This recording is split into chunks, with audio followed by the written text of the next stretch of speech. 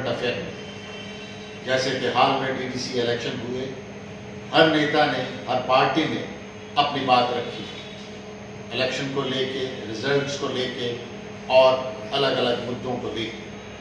आज greater Jammu virtual के नुमाइंदे के साथ जी.ए. मीर साहब इसी विषय पे बात कर रहे हैं, डीडीसी इलेक्शन पे, और क्या उनके ख्यालात हैं प्रोग्राम करंट अफेयर में। लगता है कि जब डीडीसी इलेक्शन थे तो रोशनी लैंड स्कैम को उठाया गया, लेकिन अब वो ठंडे बस्ते में चला गया, कहीं नाम ही नहीं है। वो उठाया नहीं इसीलिए क्योंकि उसके आड़ में लोगों को धमका के डरा करके वोट लिए गए, और जिस तरह से उसको पेश किया गया था उसको भी पोलराइज तरीके से किया था। शायद ये मुसलमानों ने सारी ज़मीन लिए, तो जब उसके डिटेल्स आए तो 3% भी उसमें मुस्लिम लोगों के नहीं, बाकी सारे नॉन मुस्लिम। और यही सरकार फिर कोर्ट में जाती है कि नहीं, इसको केस टू केस देखा जाना है।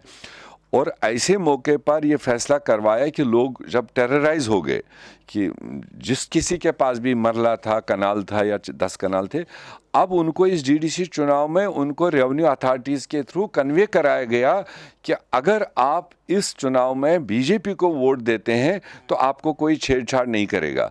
अगर आपके बूथ से, आपके गांव से वोट नहीं मिला बीजेपी को तो दूसरे दिन डोजर लगेगा, आपको मतलब इसमें नुकसान किया जाएगा। तो इस तरह के तो पॉलिसीज़ ये चलाते हैं। आज कहाँ गया वो रोशनी वाला? अगर तब इन्होंने इतने ज़ोरदार तरीके से उठा, उनको पता था, उनकी असेसमेंट थी ये कितने वोटों का हमें फ़ायदा देगा, कितने लोग इससे डिस्टर्ब होंगे, बाद में हम उनको कन्वे करेंगे, आप हमें वोट दो, हम इसको रोक लेंगे। रोक लिया। ठीक है, तो क्या कांग्रेस पार्टी जो डीडीसी के चुनाव हुए उसके रिजल्ट से सेटिस्फाइड है? आपको लगता है कि ये फ्री एंड फेयर चुनाव हुए? ये मेरा दूसरा प्रश्न है आपसे। फ्री एंड फेयर तो नहीं कह सकते हैं, ये एक लफ्ज़ छोटा है मगर मानी इसका बहुत बड़ा है। अगर आप इसकी शुरुआत देखेंगे, जो इसके तरीके थे इस डीडीसी चुनाव को लाने के लिए, कॉन्स्टिट्यूंसीज क्रिएट करने के लिए, रिजर्वेशंस लगाने के लिए, इसकी बाउंड्रीज़ तय करने के लिए, उसके लिए तमाम मेन स्ट्रीम पॉलिटिकल पार्टीज़ को इनको ऑन बोर्ड लेना था, मगर कहीं नहीं लिया।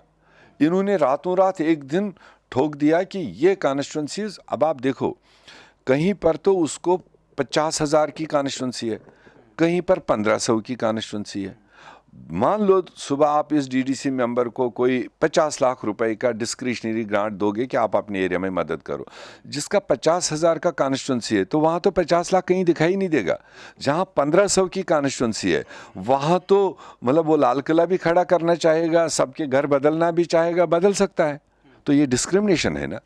तो उसको यकसानियत के बुनियाद पर, यकसान पॉपुलेशन के बेस पर उनको ये क्रिएट करनी थी। क्या फ़र्क पड़ता अगर जम्मू रूरल सबसे बड़ा डिस्ट्रिक्ट है जम्मू कश्मीर में, अगर इसको 14 के बजाय 28 मेंबर कॉन्स्टिट्यूंसी बन जाती तो क्या फ़र्क पड़ता? अगर सांबा हमारा इधर जम्मू में सबसे छोटा ज़िला है, 2 ही अगर वहाँ पर 14 के बजाय 10 ही बन जाते तो 10 में भी चेयरमैन बन जाता। मगर वो पॉपुलेशन रेशियो मद्देनज़र न रखते हुए, और इसमें भी जो कॉन्स्टिट्यूंसीज उनने अक्रॉस स्टेट बनाए वो पिक एंड चूज़ करके बनाए। जहाँ इनका कोई वर्कर तैयार किया हुआ था, चाहे वो किसी नेचर का था, उस वर्कर को कैसे फ़ायदा होगा उससे पूछ के 4 जगहों से 2-2 पंचायतें निकाली और उसकी कॉन्स्टिट्यूंसी बनाई, और तो भी फ़ायदा नहीं हुआ। मगर इतना नहीं होता है, इसीलिए हम इसको फेयर नहीं कह सकते। बहुत सपोर्ट किया, क्योंकि आप देखिए बैलेट पेपर प्रिंट करने की बात है, ये इलेक्शन कमीशन को करना था, और इलेक्शन कमीशन ने डीसीज को प्रिंट करने के लिए दिया, और उसकी कोई मॉनिटरिंग नहीं, कोई अकाउंटेबिलिटी नहीं है। आप भी नहीं जानते होंगे कि इस असेंबली सेगमेंट में अगर 30,000 वोटर के लिए बैलेट पेपर प्रिंट करना था तो आपको कहीं से जवाब नहीं मिलेगा क्या उसने 30 ही प्रिंट किए या 50 प्रिंट किए। वो 20,000 बैलेट पेपर कहाँ से उसने सर्व, क्योंकि काउंटिंग्स में मिला। ये पहला मौका है कि आपको 50-50, 100-100 बैलेट पेपर ब्लैंक मिले बैलेट पेपर्स में। और फिर इन्होंने क्या किया कि 8-8, 10-10 बैलेट बॉक्सेस इकट्ठे टब में डाल के, और वो पॉलिटिकल पहचान ख़त्म कर दी। क्योंकि अगर आपके बूथ से आपको पता है कि मेरे यहाँ 200 वोट पड़े और मेरे कितने पड़े, 100 पड़े, 75 पड़े, आपको वो कैलकुलेशन है। तो अब अगर वहाँ 75 के बजाय आपको वहाँ 20 ही मिले तो आप सवाल उठा सकते थे मेरे 50 वोट कहाँ गए। उस पहचान को ख़त्म करने के लिए 7-7 बक्सों को इकट्ठे मिलाया और फिर उसको सॉर्टिंग किया और उसका रिज़ल्ट बनाया।